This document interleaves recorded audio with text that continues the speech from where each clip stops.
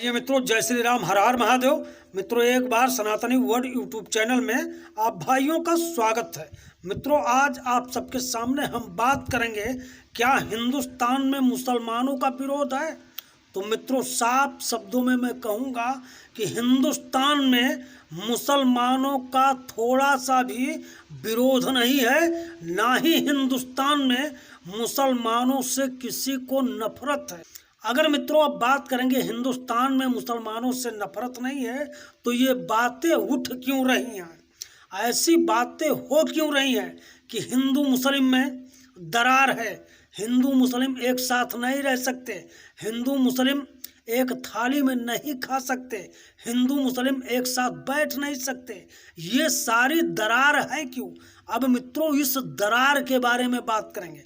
अब मित्रों, साफ सीधा मतलब है कि ये दरार इसलिए है कि इस दरार को पैदा करने वाला अगर कोई है तो इस्लाम की धार्मिक पुस्तक कुरान और इस्लाम के नबी पैगंबर मोहम्मद, जिन्हें सल्लल्लाहु अलैहि वसल्लम कहा गया, जिन्हें लोग नबी भी कहते हैं, रसूल भी कहते हैं, उन्हीं के वजह से आज भारतवर्ष में नहीं पूरे दुनिया में इस्लाम की इतना थू थू हो रही है। अब मित्रों, ये मुसलमान सत्य को समझना नहीं चाहते हैं। अगर इन्हें सत्य को समझाओ तो ये किसी भी हाल में सत्य को समझना नहीं चाहते हैं। इनके लिए तो भाई सबसे बड़ी किताब हमारी, सबसे बड़ा नबी हमारा, सबसे बड़ी आयत हमारी, इनके लिए तो ये सोच है, अरे मूर्खों, गधों, गोबरों, कम से कम एक बार उस इस्लाम से निकल के बाहर तो आओ जिसको तुम सबसे बड़ी किताब हमारी कहते हो, या जिसको तुम सबसे बड़े नबी हमारे कहते हो। एक बार निकल के तो आओ सामने। जब निकल के सामने आओगे तब तुम्हें पता लग जाएगा कि सबसे बड़ी किताब जो तुम कहते हो वो एक जाहिलाना, एक आतंकवादी पुस्तक है जो मनुष्यता और मानवता को तार तार करती है।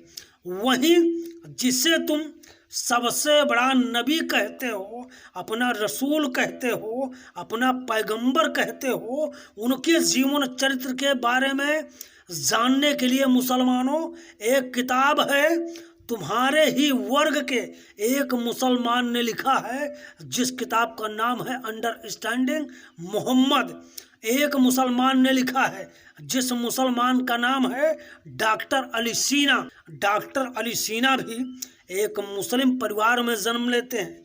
मुस्लिम परिवार में जन्म लेने के बाद वो भी कुरान को, अल्लाह को, पैगंबर को, नबी को, आयतों को, हदीसों को, सबको मानते थे, सबको जानते थे। उनके अंदर भी वही जहालत, वही कट्टरता थी। लेकिन हुआ क्या, धीरे धीरे डॉक्टर अली सीना जब इस्लाम की जहालत को समझने लगे, धीरे धीरे डॉक्टर अली सीना को ये लगा कि वास्तव में इस्लाम कोई धर्म ही नहीं है।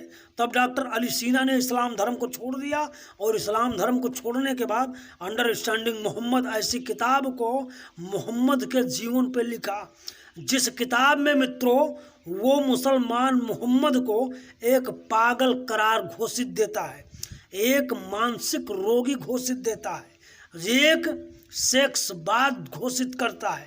अब मित्रों, आप लोग बताइए, क्या इन मुसलमानों को अंडरस्टैंडिंग मोहम्मद पे जाके डिबेट नहीं करना चाहिए? इन मुसलमानों को डॉक्टर अली सीना के सामने नहीं चिल्लाना चाहिए? एक बात और बताएं मुसलमानों, डॉक्टर अली सीना ने $5000 का इनाम रखा है अंडरस्टैंडिंग मोहम्मद पे। जो भी मुसलमान आज तक डॉक्टर अली सीना के पास डिबेट करने गया है वो इस्लाम धर्म को छोड़ दिया है। लेकिन मित्रों, यहाँ मुसलमान चिल्लाते हैं, यहाँ घिघियाते हैं, डॉक्टर अली सीना के पास नहीं जाते हैं। या मित्रों, आप लोग ये भी जानते होंगे, आज बहुत सारे एक्स मुस्लिम हैं जिन्होंने इस्लाम धर्म को थूक दिया है, इस्लाम धर्म को त्याग दिया, क्योंकि उन्हें इस्लाम की जहालत और इस्लाम के गंदगी के बारे में अच्छी तरीके से पता चल गया था। क्योंकि उन्होंने इस्लाम से निकला, इस्लाम से निकलने के बाद सत्य को उन्होंने देखा। लेकिन मुसलमानों, तुम इस गंदगी में इसलिए पड़े हो क्योंकि तुम इस्लाम से निकलना ही नहीं चाहते हो। इस्लाम से निकल के बाहर के दुनिया को देखना ही नहीं चाहते हो।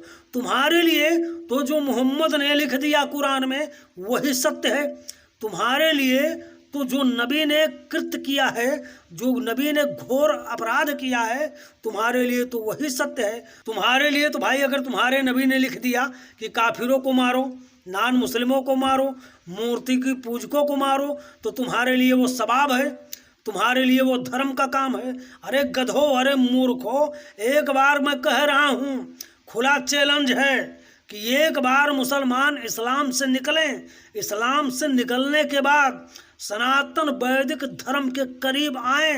मैं दावा करता हूँ पूरी तरीके से, अगर इस्लाम को तुमने नहीं छोड़ दिया तो थूक देना हमारे मुंह पे, क्योंकि सत्य और असत्य में जमीन आसमान का भेद होता है। सत्य के सामने असत्य कभी जीतता नहीं, असत्य हमेशा पराजित होता है। तो इसलिए मुसलमानों, आप सत्य को समझो और तमाम सारे एक मुसलमान हैं उनकी हिस्ट्री को पढ़ो, उन्होंने इस्लाम को क्यों छोड़ा। तमाम सारे ऐसे मुसलमान हैं जिन मुसलमानों ने तुम्हारे कुरान पे, तुम्हारे नबी पे, हदीसों पे तमाम सारी पुस्तकें लिख डाली। इसलिए लिख डाली कि वो गलत थे और कुरान गलत है।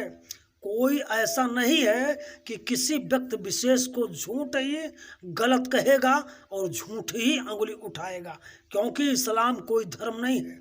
इस्लाम एक ऐसा कट्टरतापूर्ण मजहब है जो कि मनुष्यता को तार तार करता है, जो कि हैवानियत के सिवा और मनुष्यता और इंसानियत की शिक्षा देता ही नहीं है। अंडरस्टैंडिंग मोहम्मद में आप पढ़ेंगे मोहम्मद के जीवन को तो दांतों तले अंगुली दबा लेंगे कि अपने जीवन में मोहम्मद ने किया क्या नहीं है। हत्या नहीं किया है, बलात्कार नहीं करवाया है, बलात्कार नहीं किया है, छोटी बच्ची से शादी नहीं किया है, डकैती नहीं किया है, लूट नहीं किया है, लोगों के साथ छिनैती नहीं किया है। कौन ऐसा घनघोर कृत्य है जो मोहम्मद ने किया नहीं है? कौन सा ऐसा झूठ है जो मोहम्मद ने बोला नहीं है?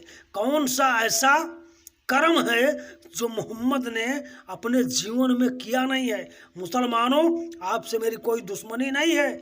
दुश्मनी है तो तुम्हारे उस कुरान से, तुम्हारे उस नबी से, जो कि रियल में ना तो कोई नबी था, ना ही रियल में कोई धार्मिक पुस्तक है कुरान। तो मित्रों, आइए इसी के साथ अपने वाणी को विराम देता हूँ।